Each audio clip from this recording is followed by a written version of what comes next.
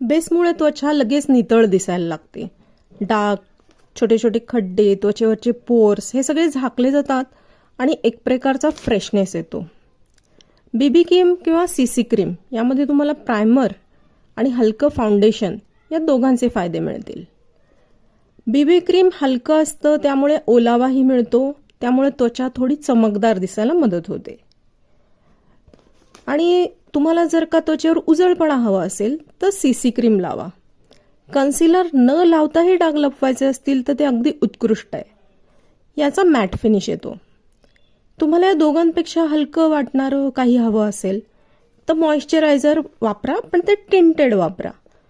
त्यामुळे त्वचेला ओलावाही मिळतो आणि ते टिंटेड असल्यामुळे थोडं कव्हरेज पण मिळतं.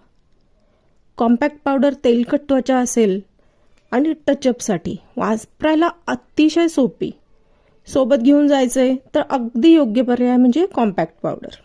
मी असं सुचवीन, नॉर्मल स्किन असेल तर बीबी क्रीम किंवा सीसी क्रीम, ड्राय स्किन असेल तर मॉइश्चरायझर आणि ऑइली स्किन असेल तर मग कॉम्पॅक्ट पावडर असं निवडा.